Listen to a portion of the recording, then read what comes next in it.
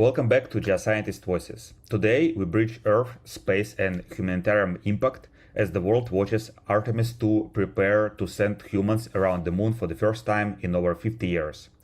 I'm honored to welcome Charles Ojodale Igomu, a PhD researcher at the University Nevada, Las Vegas, and NASA Mars 2020 collaborator. Beyond NASA, he is a social entrepreneur and founder of the YAWASH Initiative, tackling water scarcity in rural communities in Nigeria. Whether decoding Mars history, working in the Utah's Paradox Basin, or leading clean water projects, Charles proves that geophysics is both high-tech and deeply human. Charles, thank you so much for joining us today. Thank you so much, Alexa, for having me. Yeah. Thank you. The honor is truly mine. So, Charles, take me back to the times long before your NASA collaborations and the PhD studies.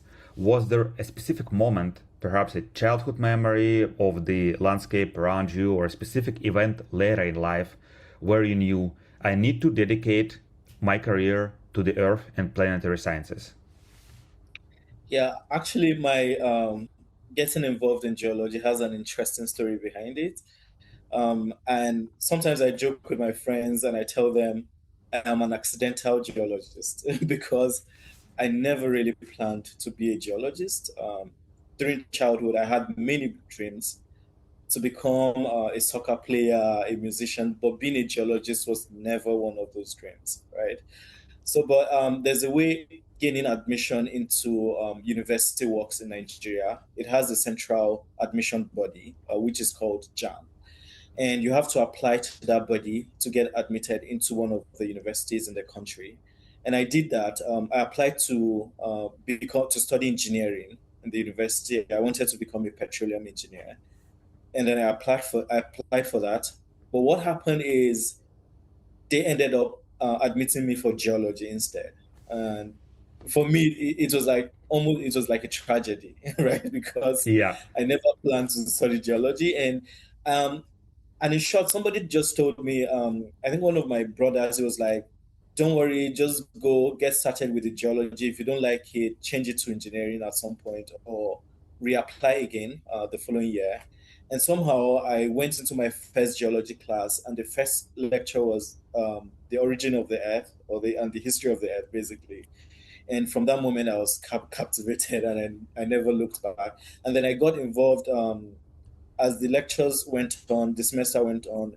I began to see the beauty of geology and how geology can contribute to various aspects of the society with the different branches of geology. And I felt like, wow, this is where I truly belong.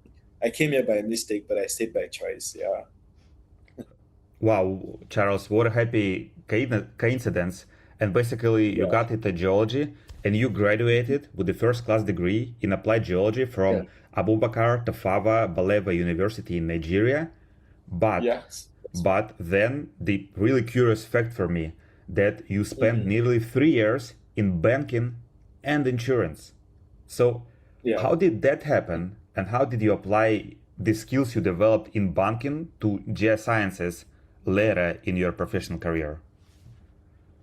Yeah. I mean, sometimes when I reflect back on my journey, so much like a huge aspect of my journey has been shaped by coincidences, circumstances, accidents, and going into the finance industry was one of such aspects of my journey, right? So this is how it works in Nigeria. After graduating from the university, you are mandated to serve the country for 1 year. So you go for a mandatory national service, which I did after graduating in 2018, and then it ended in 2019. I was at home for a few months. That then 2020 came, and along with that came with COVID lockdown. Everybody was shut down. People ran out of business. Nothing was moving, even with the companies. Unemployment went up. But for some reason, the finance industry in Nigeria was one of the very few industries that was really doing well. And I found an opportunity in the insurance industry to be an underwriter. And I just embraced it, not necessarily because it was a passion, I mean, but because that was one of the options that I had available then, and I wanted to try my hands on it, and then I went into insurance. I did that for about a year, and then I moved on from that to banking because the next opportunity I had was to go to banking school. I went into banking school, did a graduate management acceleration program, and then went through the banking academy. And from there, started working with the corporate strategic business unit of the bank, United Bank for Africa. It's one of the largest finance companies in Africa, basically. And but yeah, but that has taught me a lot. For example, geology, different things in life teach you different aspects about different aspects of life. For example, geology has taught me how the earth works as a system, but being in banking has taught me how institutions work, right? And yeah, uh, it has. I learned a lot working within the finance industry. Things that still help me today, even with the organization that I co-founded. Yeah, so it's yeah.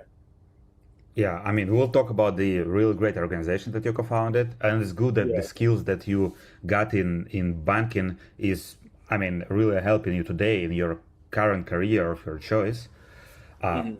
but honestly, I think that transitioning from a bank office in Nigeria to a PhD in geosciences at the University of Nevada, Las Vegas, in the USA, and your role with the NASA Mars 2020 team, I think is a massive leap across continents and industries. So, what was the single biggest hurdle, whether financial, academic, or maybe mental pressure of starting over, that you personally had to overcome to succeed?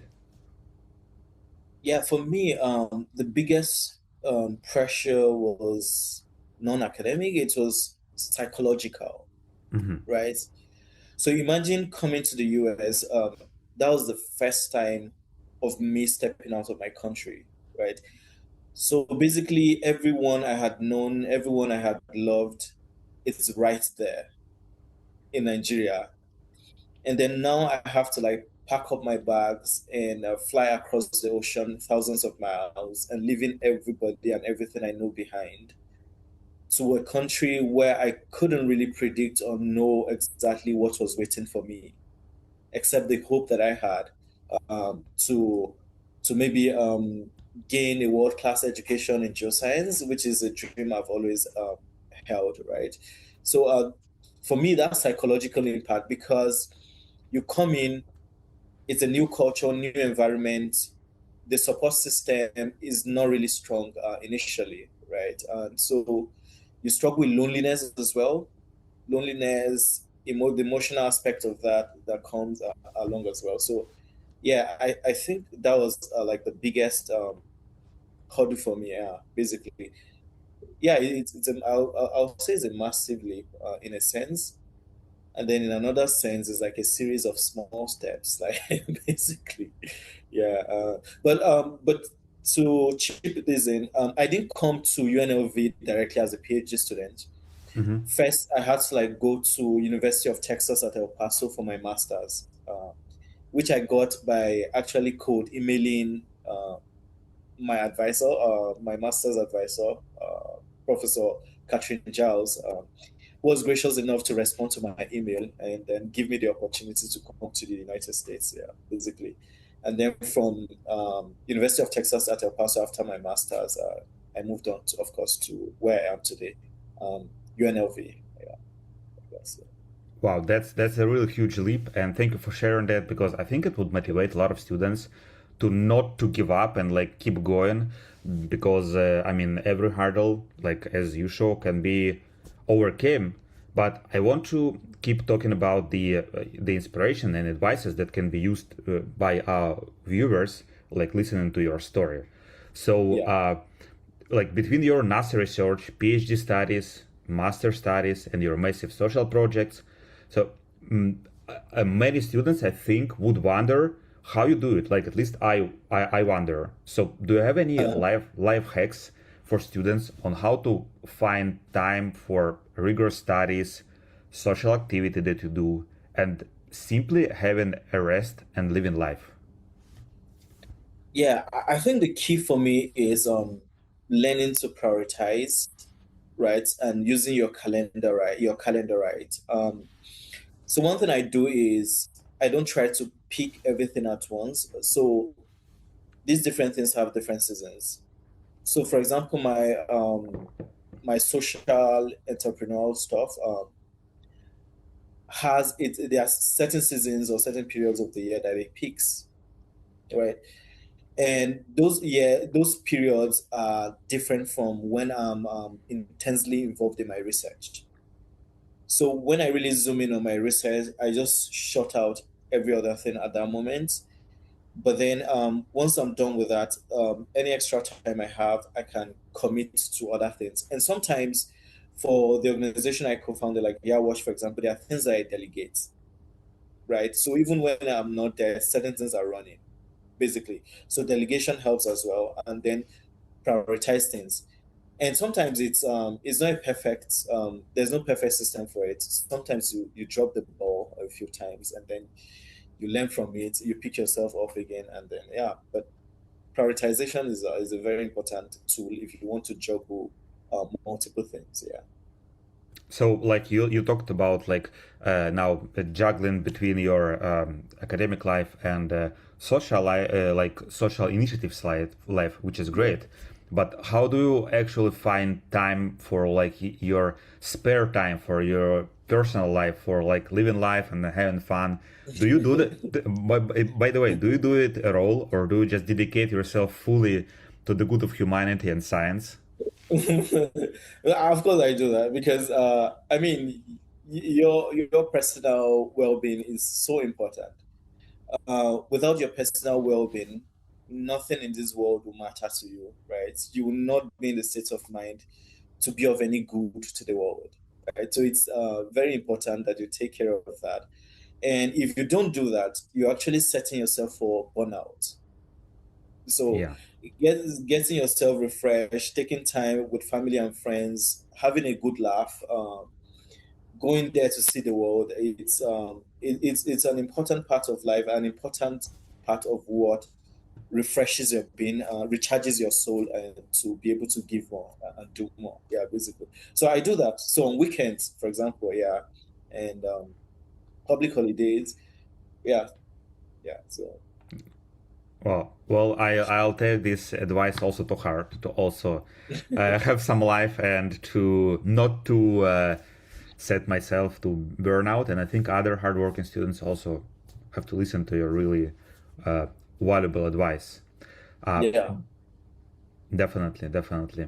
But let's talk now about your research and the events that are, I think, might be relevant to it, because we record this interview on February 13th, yeah. 2026, and currently, as far as I know, the launch of the Artemis 2 mission to orbit the moon is planned to happen this March. So, Yeah. Charles, as someone who studies Mars, how does it feel to know that humans will soon be orbiting the moon again? Does it change the timeline of your own research goals toward Mars, even though they are going to go to the moon? Yeah, I mean, the thing is, for Artemis 2 mission, right? It is a scene that is a huge milestone, right, for deep space exploration. I mean, seeing that just reminds us that deep space exploration is no longer a theoretical concept; it is now operational, right? And it is the first time I think that we're moving beyond near low Earth orbit after the Apollo 2 program, maybe since the 70s, 1972. I'm not sure of the exact date now. Yeah. So it's a huge milestone. And for me, as space exploration expands, basically, it makes it more urgent that we be able to um, maybe take note of certain minerals that are able to like preserve biosignatures because it's one of the key things that we are really interested in space exploration. So for me, my research is basically trying to study field rock interaction and see how the alteration processes are able to influence biosignatures on other planets like Mars, Moon, and the rest. Yeah. So basically it doesn't change the timeline. It's made it a little more urgent because now we need to be able to like come up with certain interpretation framework, right? But it hasn't changed my research direction, but it has helped to refine it a bit and helps to make it more urgent, kind of. Yeah. So yeah, I would say that. So I think, as far as I know, they won't gather any minerals during this 2026 or No. orbiting. They will only do it like 2028 as it's supposed to be doing. So they will anyway Yeah. receive the information from afar that will be useful to Yeah. your research as well, right? Yeah. So I think even the 2026 mission is just a flyby mission, Yeah, right? So they are not really landing like yeah, putting put on the moon. So it's a flyby mission. For the 2028, I think it's still tentative, yeah, right?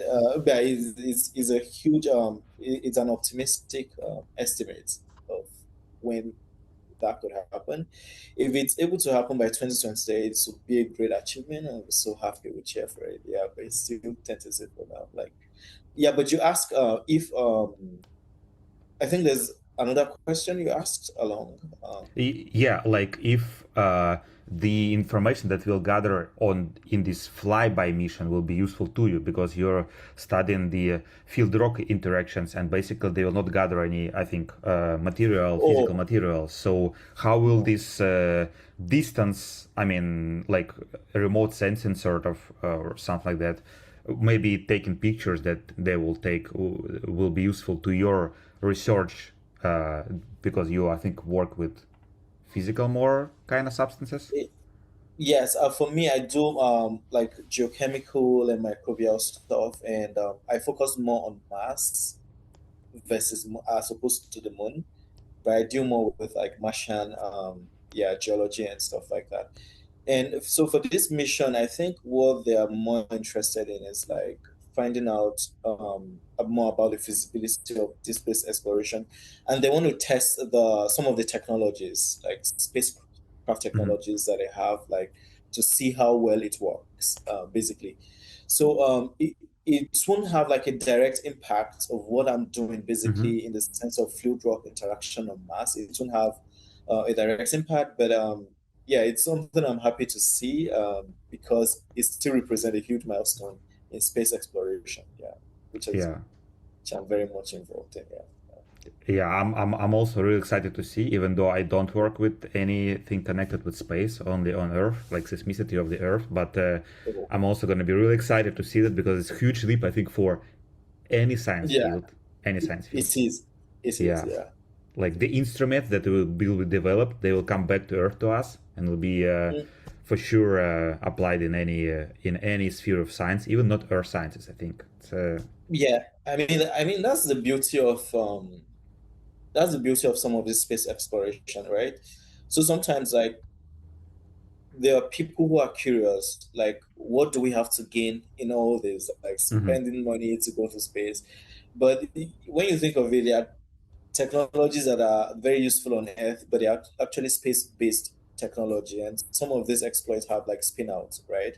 So some of these space technologies have bidirectional benefits. They are beneficial to space, they are beneficial to the Earth, and yeah, we can both be happy, like both the space, the space scientists and earth scientists and people who are not even scientists, right, who are benefiting from all these technologies. Yeah, I mean, we are the Earth like has so much to gain, even from space exploration. Even though it's sometimes it looks like something that is very remote and people feel detached from it. Like, but yeah, the society is really gaining and benefiting from some of the advancements. Yeah. Yeah, yeah, like I totally agree with you. And now I want to talk about another facet of yours that I discover is that Oh, you studied playwriting and communication, which is great because you need to like talk about science and explain it to people like you are doing now. So yeah. if the subject of your study, like first of all, how did you actually landed on also acquiring a skill of playwriting because it's not directly from the first glance communicated with the hard STEM science that you're doing. And Yeah. if the subject of your study was a character in a play, what is the secret it is trying to tell us about the future of human life on Mars? Also, yeah. So normally I've always been interested in writing, right? Mm-hmm. Right from high school or secondary school, or we call secondary school in Nigeria, right? Yeah, but what I do more of now, like I started getting more involved in, especially during my master's, is science communication, right? So I got involved with science communication with the Geological Society of America with their internship and trainings, and that's how I got started on the communication aspects, and then writing articles for the blog, GSA blog, right, on science communication, right?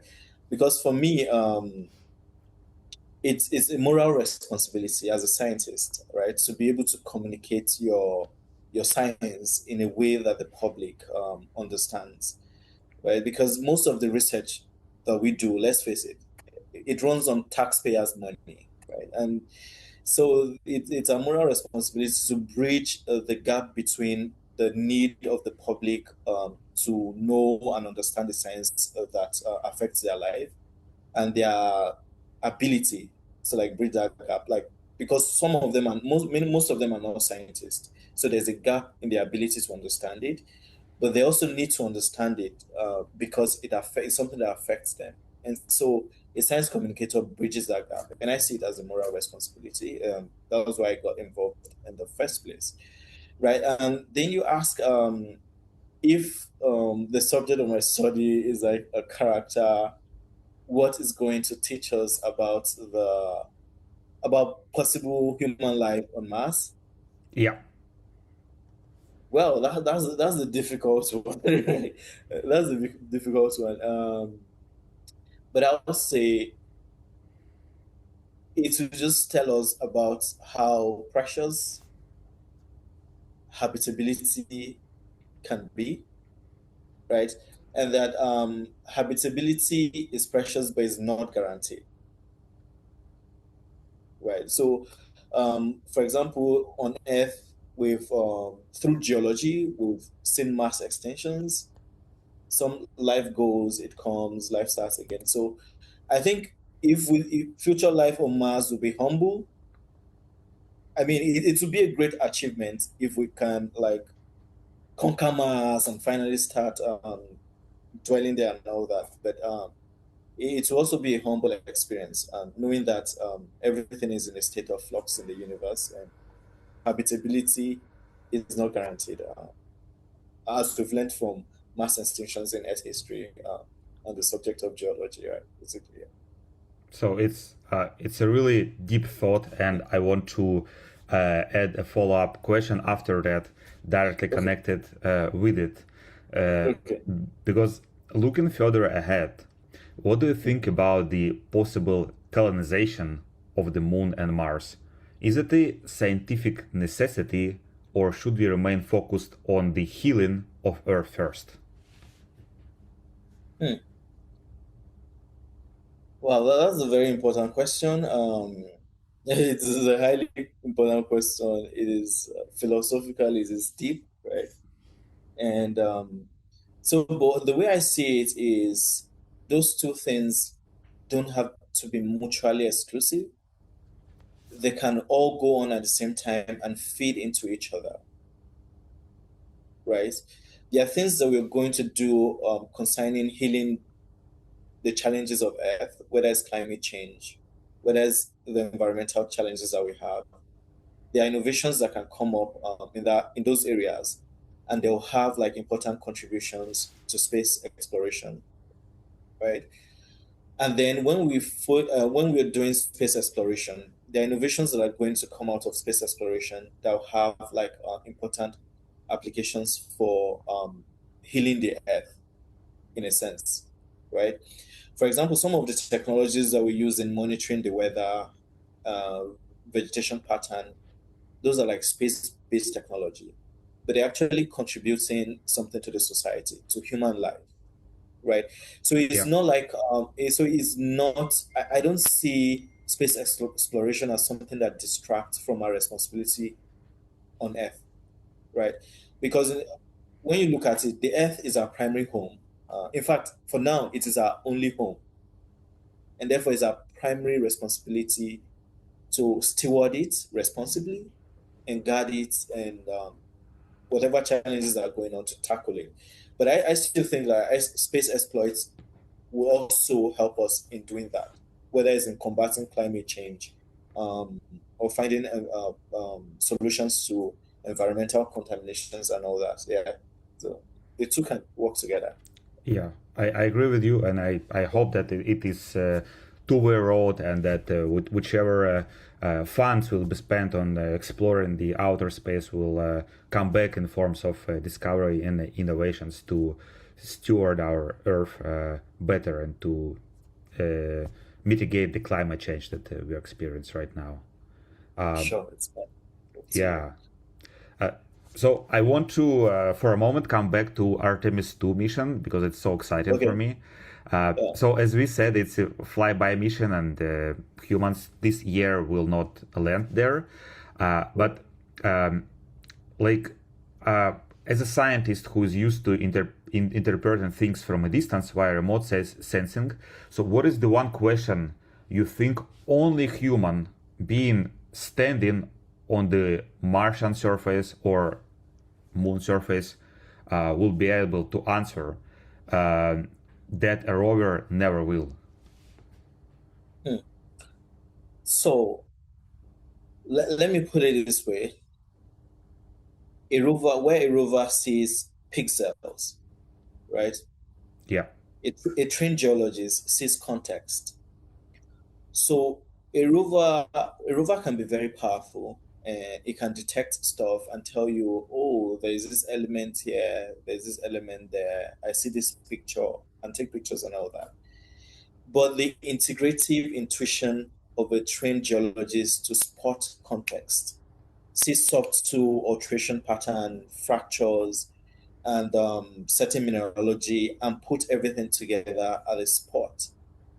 I think that's something that it's almost that is very difficult. I don't want to say impossible to robotically replicate, right? So yeah, I don't think an algorithm as powerful as it could be would have the intuition of a trained geologist. It's something that comes with being exposed to field, having field experience over and over and over again. Yeah, I don't think that to be able to, like, a rover will be able to see context for data, for geological data, the way a trained geologist can't. It can't. Yeah, it's I don't think that will happen. Yeah. So if you still need context, you still need the feet of the geologists on the surface of the moon or Mars to be able to interpret certain things. Yeah. So yeah. It's yeah. Currently, yeah, it's not possible for a rover to do. So in this sense, human is definitely more useful in exploring other planets than a rover. But let's talk about a comparison between AI and human because it's so hot topic right now. I mean, it's yeah. pretty obvious. So, so I know that you used a machine learning technique to find energy storage sites in Utah. I think during your master research. So, however, some researchers fear that AI will eventually they will eventually make field geologists obsolete. So, what about you? Do you see AI as a replacement for the geologist's hammer, let's say even on Earth and not in the outer space? Or is it more like a sixth sense that allows us to see through the rock in ways we never thought possible? Yeah. So for me, this is how I see it. AI is not a replacement. It is actually an augmentation, right? It is a support system. It's a tool for a powerful tool for a geologist, not a replacement. I don't think. I mean, for me, I don't really see how AI is going to replace like a trained geologist in terms of reading the rocks. Yeah, so that's why I say maybe I'm just being too optimistic. Yeah, maybe I'm just being too optimistic as a geologist, because nobody fancy the thought of being replaced by a machine or some type of algorithm. So I'm on the side of the geologists on this. Yeah, we cannot be replaced. But one thing I think AI can do is AI can save you a lot of energy as a geologist by helping you to perform certain tasks. And because of that, if you can save your time and energy on certain tasks that you can use AI, you can focus that energy on time on refining important questions to ask. Because from my own experience, little experience in research, I think one of the most powerful gifts or tool that you have as a researcher is your ability to ask the right question. And that is the one aspect that deserves most of your energy. So if AI is going to help you with modeling, if it's going to help you create figures, if it's going to help you even on your path to answering the questions that you have, in any way you can use it, then use it, right? But that ability to ask the question, I think the geologists still need like the human creativity in that aspect to help you do that. And in that sense, I think AI won't be a replacement, but a help. Yeah. Yeah, I totally agree in this sense with you, Charles. Yeah. And now I want to also focus on the, let's say, the human side in terms of, because humans like me and you, we get excited and Yeah. we really get excited about some insights that we find. So, what is the biggest discovery for you that you made during your studies about other planets and space in general? Something that fundamentally shifted your worldview. I mean, I think the key thing for me is the realization that in the universe, everything is dynamic. Nothing stays static. Nothing stays the same forever. And especially even in the questions of habitability, when you're doing maybe planetary research or astrobiology. For example, you have an Earth that started out very hostile, right? Hostile to life and everything. And then at some point, it became what it is today, right? It evolves. So even the planet evolved, right? And then you have Mars that started out wet, and Mars became what it is today, right? So even just like human beings, planet evolves and nothing is guaranteed at all. So you can have this pleasant environment today, you enjoy it while it lasts. It is not guaranteed tomorrow. So that for me makes me appreciate the moment, right? More than anything, the moment is what you really have, right? Tomorrow is not guaranteed. Things are always in the state of flux. I think learning that in the course of my exposure to the type of research I do has taught me to live in the moment, basically. And, yeah. Wow, what an insightful thought. I never thought of it, but I mean, you really made me think about it. Like we only have today, and It's today, yeah, basically. yeah, we must take care of what we have now, and Yeah, not worry too it, much about other things. the present is the most important time. Is a gift, so we Yeah, have to cherish it and yeah, be grateful for it. it's Grateful true. for it. It's true. But you also care about the future and in social impact way as well. And now I want to talk about that. Talk Mhm. about your social activity because I know that just a couple of weeks ago you launched the first volunteer cohort for the YAWASH Initiative with the Shomi Hassan Chaudhuri, a multi-award winning activist from Bangladesh, featured as a guest. So, how do you balance these two worlds? Billions of miles away, scale of NASA, and the ground level necessity of clean water in rural Nigeria? Mm. Yeah, and the interesting thing is those are like two similar missions, right? So on Mars, you're asking the question whether water once existed, water that could have been a source of life, right? So in rural Nigeria and in the slums, we are asking, could water be made available for all these underserved communities? Because water, as we put it, it's water is life, right? Water is strongly associated with life, right? To me, it's yeah. I mean, they are like billions of miles apart. They're like two different things. One is in the sphere of science. The other it's more of in the social a social entrepreneurship side, or like whichever way you see it. Yeah. So, but to me, I don't really see. I mean, I see them as two blended missions, two blended missions, and for my involvement with Yawash and trying to like make water accessible to those communities, it's a life mission. It's not like for my science is a career, is a passion, but the SDG 6 is a life mission for me because I know these are communities that I've been. These are communities. Nigeria is an environment that I am from, so I understand how much of a problem it is, and it's something I've taken as a life mission. Yeah, to see it to a logical conclusion. And hopefully, it keeps growing and keeps getting better and better. Yeah. I wish you all the best, all the luck and success in this very important mission. And Thank you so uh, much. yeah, hopefully, I mean, you are doing a great impact, and hopefully, the impact will be even greater with time, and the popularity of your initiative will be spread throughout Nigeria and other African countries. Thank you so much. Thank you so much, Alex. So I want to connect it a bit with the science. Do you see a day when the geological sensors we use for Mars exploration, something we already talked about, coming to Earth, the space technologies, Yeah. so that they will be the primary tools you use to solve water scarcity problem in the global south?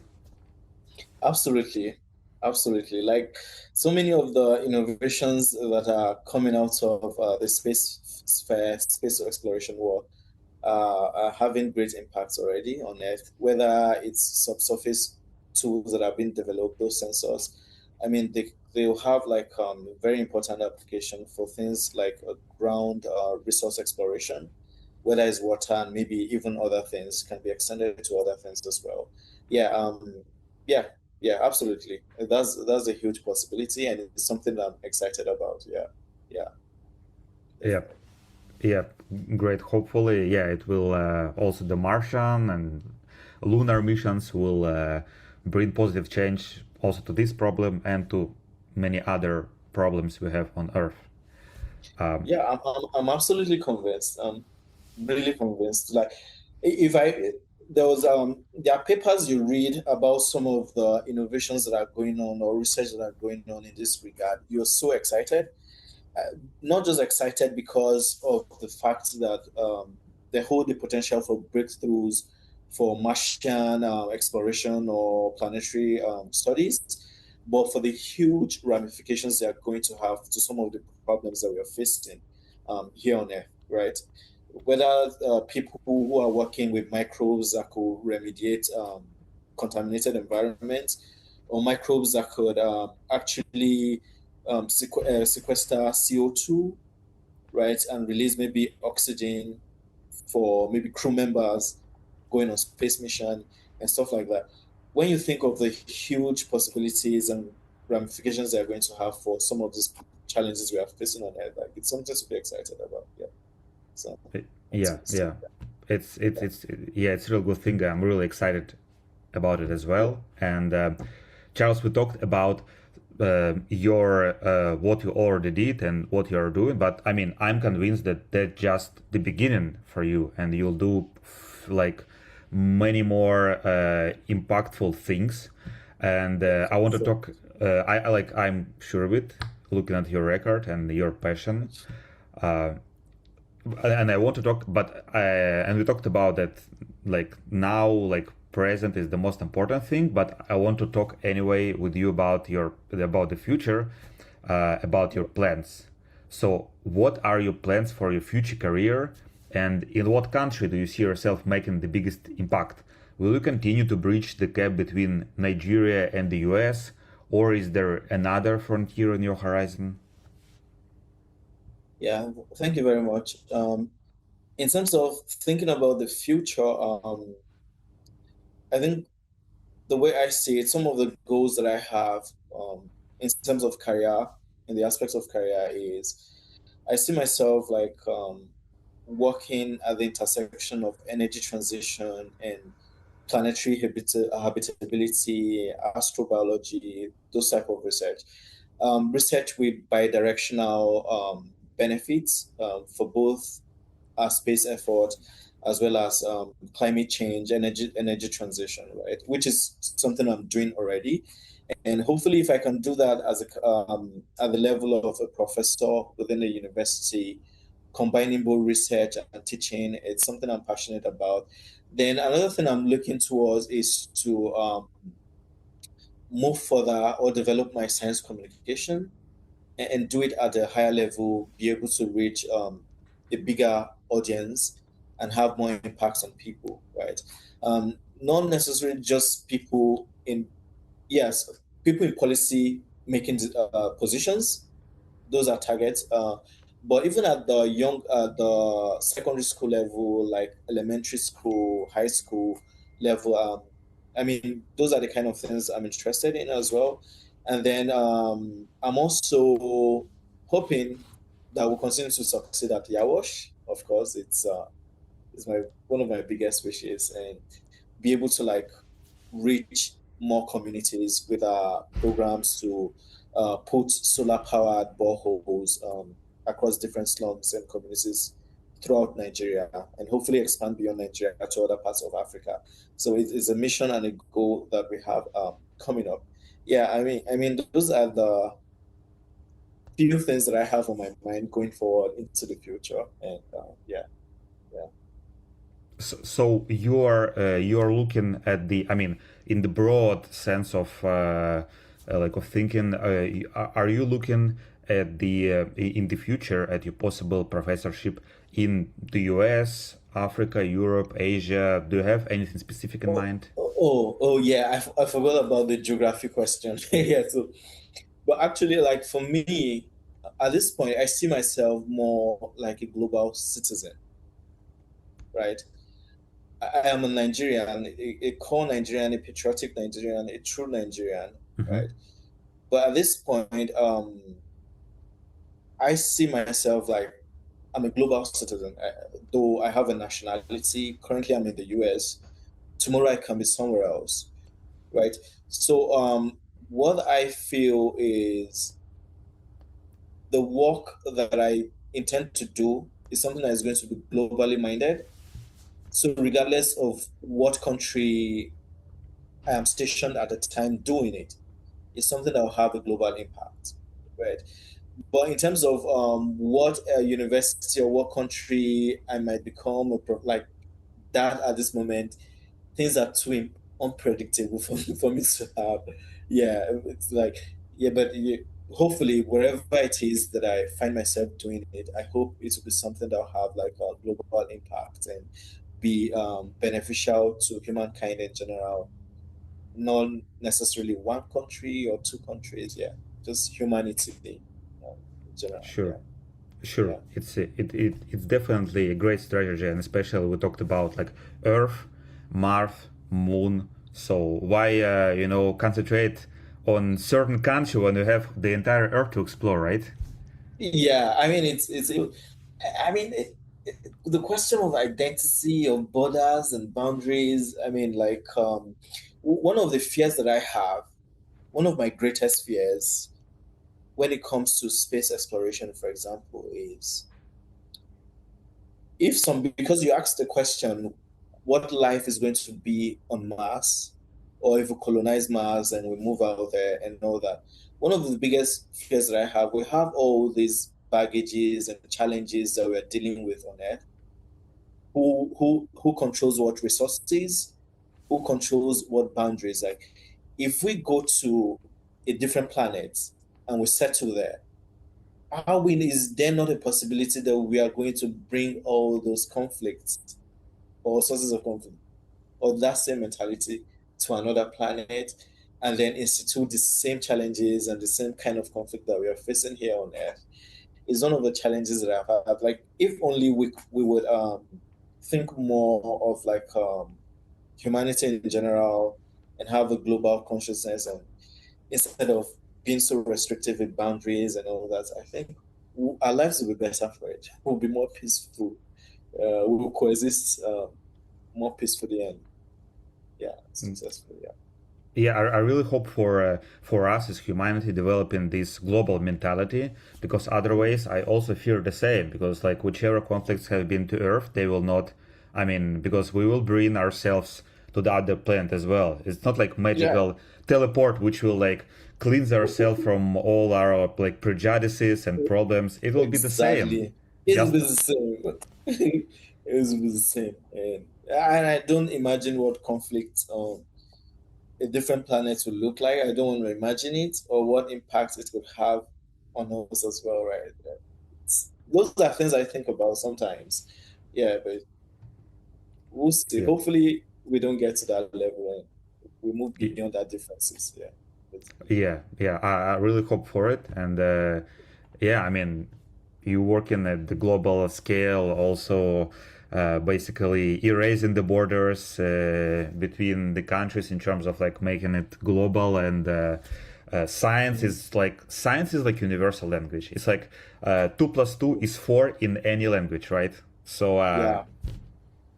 Yeah, I mean, yeah, science is universal, and it's unfortunate that sometimes even science becomes politicized, right? You yeah, see collaboration between scientists of certain countries because of maybe political tensions are kind of um, like is a challenge. Like having certain countries, scientists collaborating together because of whatever history or political tension might be going on, and it's just a shame, right? totally. It's just because science exists for humanity, right? If people come together and there's a breakthrough in medical science and there's a cure for cancer, for all these different diseases, it's like everybody wins, everybody benefits from it. You get, or if there's a breakthrough in certain type of engineering, like but unfortunately, like our political differences sometimes can keep us apart, even in the most important places that we should be collaborating, like science. Sure, sure. So let's hope for the better. And I think the following question is a really good question to conclude our today really productive and interesting conversation. Yeah. So, looking at the future of planetary science and the next generation of researchers, from your YAWASH volunteers to your colleagues at the University of Nevada, Las Vegas, in just one single word, how would you describe the future of geosciences? Integrative, coming together. So it's no longer an area of everybody working in their separate boxes. If we must find solutions to the problems confronting the world today, we must come together. Different disciplines must come together and look at those problems together and figure out a way. I think we'll find it more easier, and our future will be brighter that way. Yeah, amen. Amen to it. Hopefully it will happen. Yeah. Yeah. So, Charles, thank you very much. Your journey from salt walls in Utah to Mars research to your YAWASH initiative in Nigeria shows that that exploring the stars depends on our commitment to Earth. As Artemis 2 makes history, your story ensures discovery leaves no one behind. Thank you so much. Thanks so much, Alex. Thank you, and to our viewers. The next great voice in geosciences can be yours. So see you next time.